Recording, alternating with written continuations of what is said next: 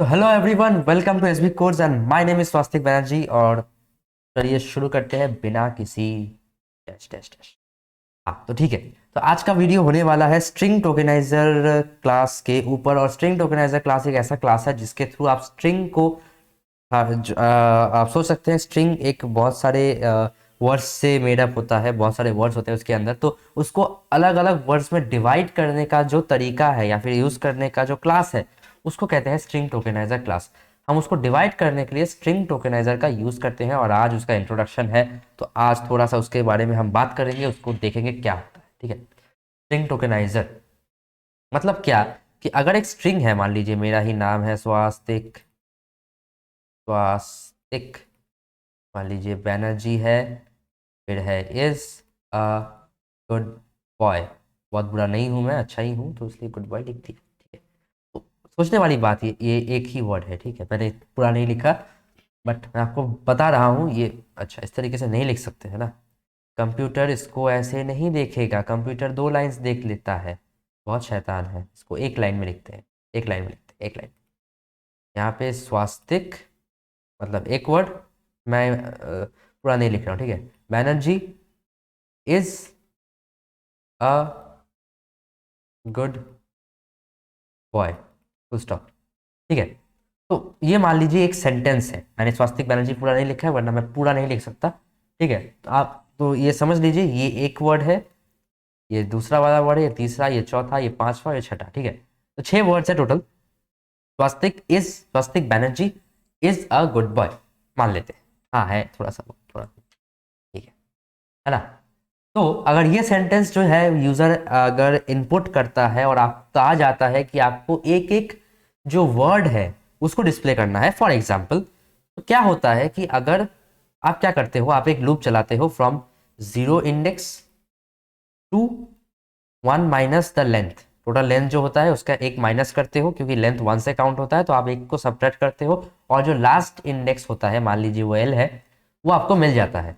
ठीक है, उस लूप को आप रन करते हो, फॉर लूप को, और जैसे ही आपको यहाँ पे कोई भी स्पेस मिलता है, आप समझ लेते हो कि यहाँ तक एक वर्ड है, उस वर्ड को आप स्टोर करते हो एक मान लीजिए एक स्ट्रिंग के अंदर, एक स्ट्रिंग वेरिएबल के अंदर उसको स्टोर करते हो और उसको डिस्प्ले करते जाते हो। ठीक है, जैसे ही आपको वो एक स्पेस मिला, इसका मतलब एक जो वर्ड है वो ऑलरेडी आपको मिल चुका है, उसको आप डिस्प्ले कर देते हो। फिर से अगर आपको स्पेस मिलता है तो पहला वाला जो वर्ड है, यानी कि यहाँ पे जाके आपको जैसे स्पेस मिलेगा, ये वाला जो वर्ड है बैनर्जी जो है वो आपको डिस्प्ले कर दोगे। तो इस तरीके से सारे वर्ड्स को आप अलग अलग कर देते हो। लेकिन ये जो है ये बहुत ज़्यादा टाइम कंज्यूमिंग हो जाता है अगर वो सेंटेंस या तो बहुत बड़ा है या फिर बहुत सारे सेंटेंसेस होने वाले हैं, या वो जो प्रोग्राम है वो बहुत बड़ा है।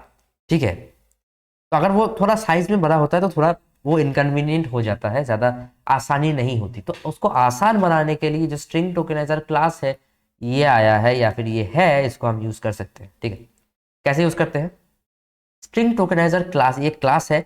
हम क्या करते हैं, इसका ऑब्जेक्ट क्रिएट करते हैं। मान लीजिए एस टी क्रिएट किया या फिर एस टी आर हमने क्रिएट किया, उसके अंदर ये वाला जो टोटल स्ट्रिंग है हम इसके अंदर पास कर देंगे, और हम उसके अंदर ये बोल देंगे कि हम उसके हमें लिखना होता है, मैं लिखने का स्टाइल भी आपको दिखाऊंगा। हम उसके अंदर वो जो स्ट्रिंग है उस ऑब्जेक्ट के अंदर पास कर देते हैं, और कॉमा दे करके उसके अंदर हम जो सेपरेटर्स है वो भी उसके अंदर पास कर देते हैं। यानी कि अगर इस स्ट्रिंग के बीच में आपको कहीं भी स्पेस दिखता है तो स्पेस के पहले वाला एक वर्ड है, स्पेस के बाद वाला एक दूसरा वर्ड है। यानी उस स्ट्रिंग के अंदर जो स्पेस है वो एक सेपरेटर है, वो स्पेस वर्ड्स को सेपरेट करता है, वो हमें पास करना होता है। या फिर अगर कॉमा कहीं पे आपने दिया है तो कॉमा भी एक सेपरेटर है। अगर आपने कहीं पे फुल स्टॉप दिया है, उसके बाद एक और सेंटेंस है, तो वो फुल स्टॉप भी एक सेपरेटर है। ठीक है, तो अगर एक से ज्यादा सेपरेटर है या फिर एक ही सेपरेटर है, वो आपको वहां पे मेंशन करना होता है।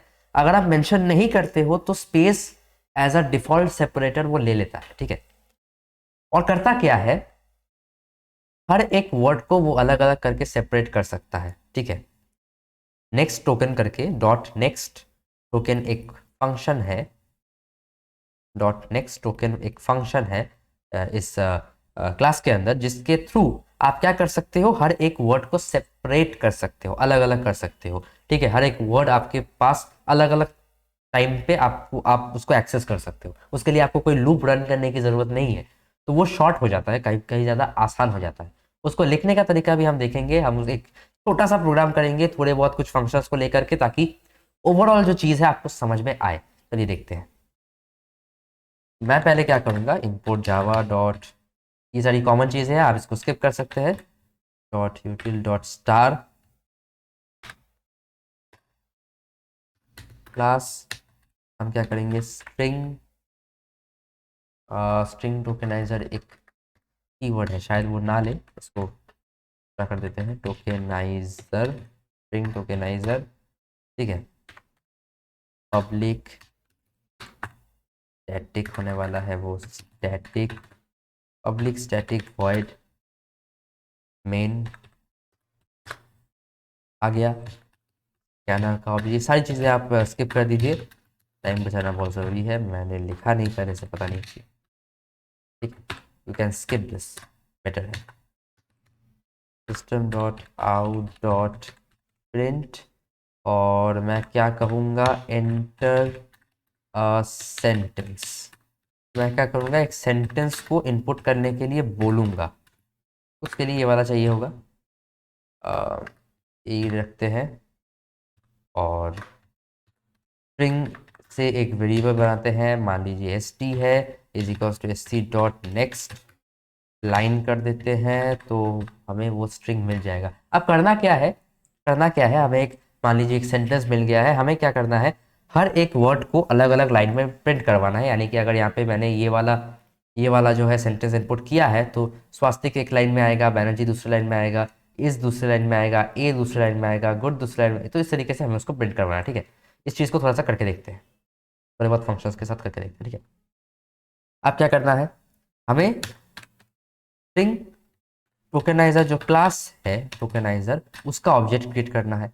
उसका ऑब्जेक्ट हम ओबी क्रिएट कर देते हैं, या फिर हम उसको str भी क्रिएट कर सकते हैं समझने के लिए। str is equals to new string tokenizer, और उसके अंदर पास कर देंगे हमारा जो स्ट्रिंग हमने इनपुट लिया था उसको, कॉमा दे करके, जैसे मैंने कहा था।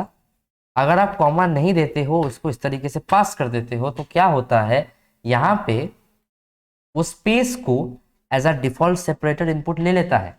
लेकिन जो प्रॉब्लम मैंने फेस करी है, जो मैंने किया है, वो क्या होता है, जब भी एक से ज्यादा सेपरेटर्स होते हैं, फॉर एग्जाम्पल इसके अंदर मान लीजिए कॉमा भी, सॉरी, कॉमा आपका एक सेपरेटर है, एक्सक्लेमेशन मार्क आपका एक सेपरेटर है, इस तो आपको सेपरेटर्स को इस तरीके से कॉमा दे करके लिखना होता है एक डबल कोट के अंदर, ठीक है। मान लीजिए फुल स्टॉप भी है, उसका आपने डबल कोट में लिख दिया है, यानी कि ये जो है मेरा स्ट्रिंग है, मेरा सेंटेंस है, या जो भी है, और उसको उसके अंदर ये सारे सेपरेटर्स है जो डबल कोट्स के अंदर मैंने दिए हैं, ठीक है। यहाँ पे मैंने स्पेस को नहीं लिखा है, इस पूरे डबल कोट के अंदर कोई भी स्पेस नहीं है। इसका मतलब इस स्ट्रिंग के अंदर स्पेस एक सेपरेटर नहीं है, क्योंकि मैंने मेंशन नहीं किया है यहाँ पे, ठीक है। अगर आप अलग से सेपरेटर्स को मेंशन करते हो, तो उसके अंदर स्पेस को आपको मेंशन करना ही पड़ेगा, वरना वो स्पेस को काउंट नहीं करेगा एज अ सेपरेटर। लेकिन अगर आप कुछ भी मेंशन नहीं करते हो, कोई भी सेपरेटर मेंशन नहीं करते हो, सीधा उसको पास करते हो जो स्ट्रिंग है उसके अंदर, उस ऑब्जेक्ट के अंदर, स्ट्रिंग टोकेनाइजर के ऑब्जेक्ट के अंदर, तो वो सिर्फ और सिर्फ स्पेस को एज अ डिफॉल्ट सेपरेटर ले लेगा, और कुछ नहीं लेगा, सिर्फ स्पेस को लेगा। तो ये कुछ डिफरेंस था, ये आपको ध्यान में रखना है जब भी आप करते हो कोड, ठीक है। इस चीज़ को आप प्लीज ध्यान में रखना। अब क्या करना है, अब हमें st से कोई काम नहीं है, क्योंकि हमने उसको स्ट्रिंग टोकेनाइजर के क्लास के ऑब्जेक्ट के अंदर पास कर दिया है। तो हम जो भी करेंगे वो उस ऑब्जेक्ट के साथ करेंगे, वरना कुछ भी काम नहीं करेगा, सिंपल सी बात है। str dot has more tokens,